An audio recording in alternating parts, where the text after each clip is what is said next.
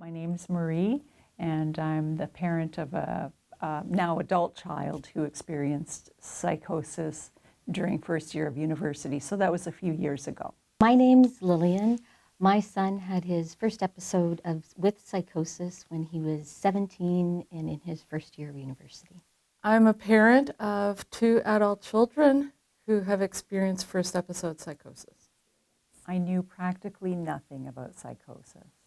I equated the word psychosis with violence and murder. My experience was pretty much all from the entertainment world. For me, psychosis meant you lost your mind, and I had visions of a straitjacket, and I had visions of people being locked into a hospital. I think the thoughts that were going through my head were you were a criminal, you were violent, and you were absolutely unapproachable. And would act as a lot of other people that I see, moving away from them because I was terrified that something negative would happen. Well, my loved one's experience was complicated, or the way to describe it is complicated. In my son's case, his psychotic break led to a dramatic event. So when it happened, I was absolutely shocked that my kid, who had practically never done anything wrong, was in any kind of trouble. My son had his first episode when he was away at his first year of university, living in a residence away from home. He called me at work, and I couldn't understand what he was saying to me, and I couldn't understand where he was. I got it out of him that he was in a hospital, so I hung up and I called the hospital, and I got a doctor on the phone, and they explained to me that they thought he was having a drug-induced psychotic episode, and that they would have to keep him in a psychiatric ward until he was stable. They did blood tests on him, and he had a very high level of marijuana in his system, which was unusual for my son.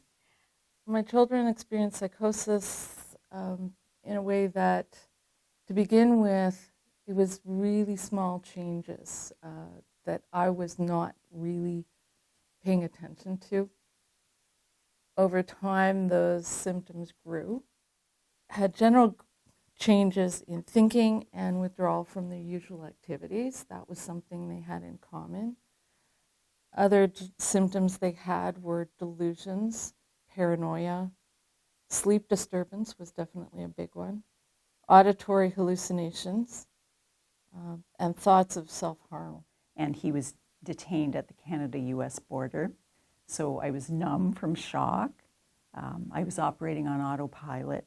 Part of me was afraid he might jump out of the car on the way to the hospital after I went to get him. His behavior was so out of character. I didn't know enough about psychosis at that time, so I was pretty much numb, and I was operating on autopilot. I couldn't believe this was happening, so I was just going through the motions of getting him to hospital.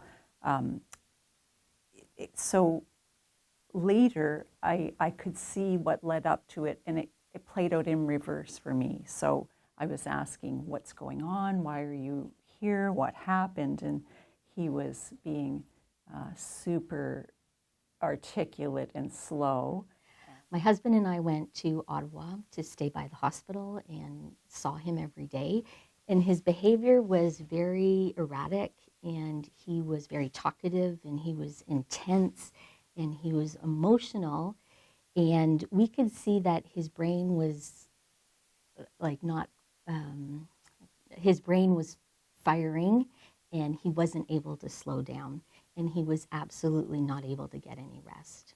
I really didn't know how to react, and as things progressed and how difficult things got, I didn't know how to handle myself, and I didn't know where to turn. In terms of how we felt, or I felt, it was a really emotional and a very stressful time, and I didn't understand what was happening to him or even how to help. My son was diagnosed with bipolar I disorder, and when I realized that this was an illness, so no different than diabetes, it was a lifelong illness, I had to change how I was thinking, and instead of trying to fix it, I needed to understand it. I could see steps leading up to it. So I could piece things together, symptoms and signs. For example, he had got sent home from work early a couple of times that week. He was engaging me in really lengthy conversations about world economics, which is unusual, staying up really late, researching commerce. And then on the day of the big event, when I went to get him at the border, he was speaking really, really slowly. And I later learned that's called thought blocking. I know it's manageable now with, in my son's case, with medication and with staying away from weed. My understanding has changed dramatically, mostly because of the education that I got at CAMH, so that I understood that psychosis is a symptom of other underlying conditions, and that it is something that it takes time to heal from. But with love, understanding, and patience, the young people who go through this do actually recover from psychosis, and they are able to get on with their lives.